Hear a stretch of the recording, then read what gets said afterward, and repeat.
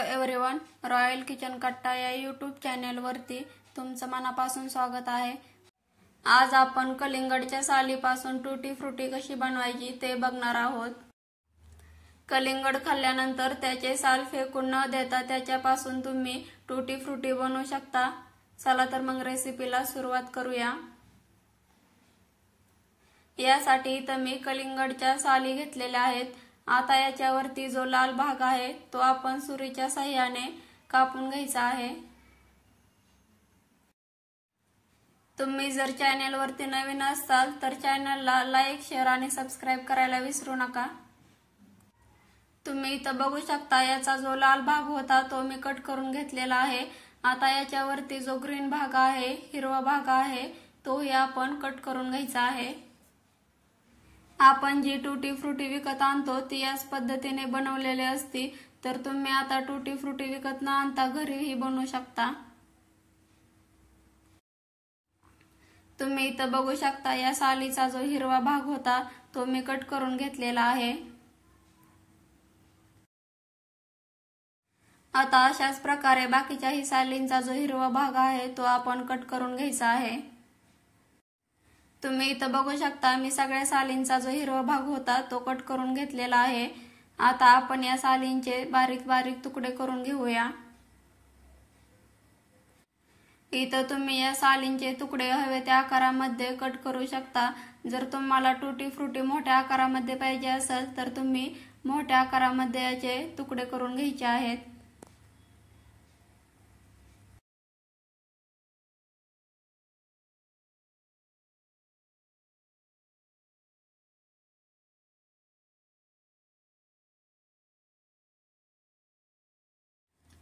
तुम्ही इथं बघू शकता मी या सगळ्या सालींचे तुकडे करून घेतलेले आहेत। हे कलिंगडचे तुकडे आपल्याला शिजवून घ्यायचे आहेत। त्यासाठी कढईमध्ये आपल्याला 2 ग्लास पाणी ओतून घ्यायचं आहे।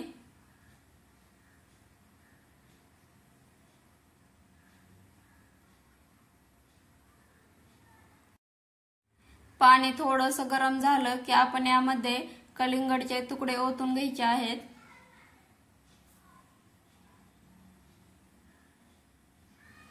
आणि हे कलिंगडचे तुकडे आपल्याला जास्त वेळही शिजवून घ्यायचे नाहीत, फक्त 4 ते 5 मिनिट याला आपण शिजवून घेणार आहोत। लो टू मीडियम गॅसवरती आपल्याला हे 4 ते 5 मिनिट शिजवून घ्यायचं आहे। तुम्ही इथं बघू शकता 5 मिनिट झालेले आहेत। मी गॅस बंद करून याला गाळून घेते। आता यासाठी लागणारा पाक तयार करून घेऊया। यासाठी इथं मी 1 वाटी साखर आणि 1 वाटी पाणी घेतलेलं आहे। इथं आपल्याला पाक हा पूर्ण 1 तारी किंवा 2 तारी बनवून घ्यायचा नाही, फक्त थोडासा 1 तारी पाक बनायला लागला की आपण यामध्ये कलिंगडचे तुकडे ओतून घ्यायचे आहेत। आता साखर विरघळेपर्यंत याला आपण ढवळून घ्यायचं आहे, हलवून घ्यायचं आहे।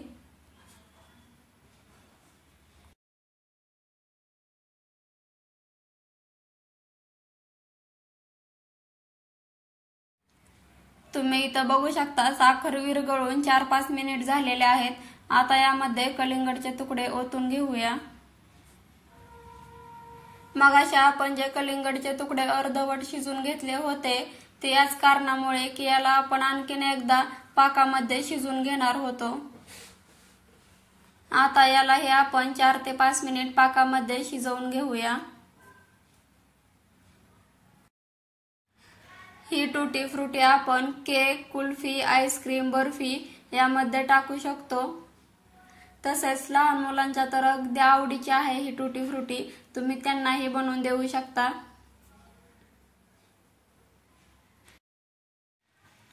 इथं तुम्ही साखरेचं प्रमाण हे तुमच्या आवडीनुसार कमी जास्त करू शकता। तुम्हाला ज्या प्रमाणात गोड आवडतं त्या प्रमाणात तुम्ही साखर घ्यायची आहे, कमी जास्त करायची आहे।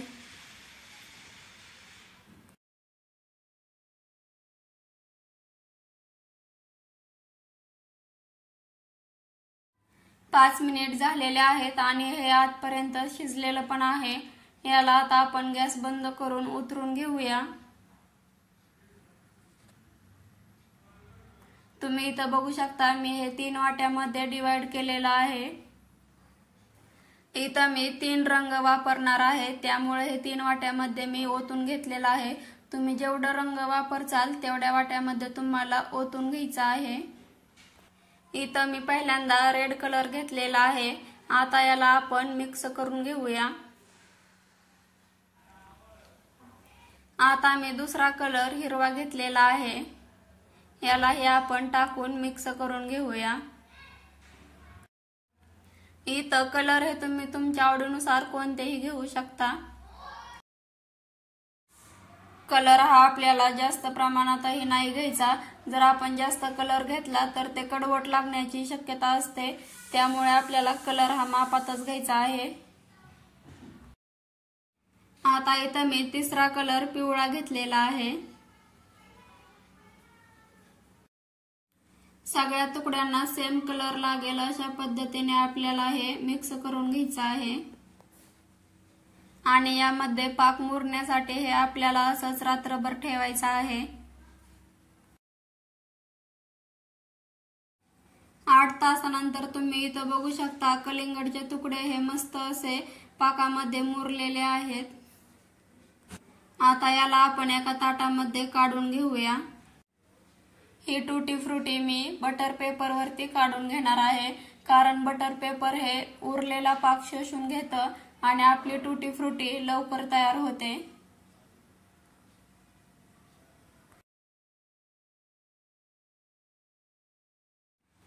ही टूटी फ्रुटी सुकण्यासाठी तुम्ही शक्यतो फॅन खाली ठेवा, कारण जर उन्हामध्ये तुम्ही ही टूटी फ्रुटी ठेवली तर ते एकदम कडक बनते।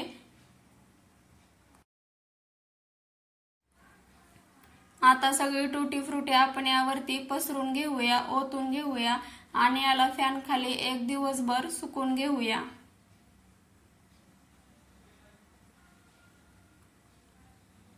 तुम्ही इथं बघू शकता एका दिवसानंतर आपली टूटी फ्रुटी बनवून तयार आहे। एकदम सॉफ्ट अशी आपली टूटी फ्रुटी बनवून तयार आहे। तर मग टूटी फ्रुटी बनवण्याची माझी ही पद्धत तुम्हाला कशी वाटली ते कमेंट बॉक्स मध्ये नक्की सांगा आणि तुम्ही ही घरी नक्की बनवा।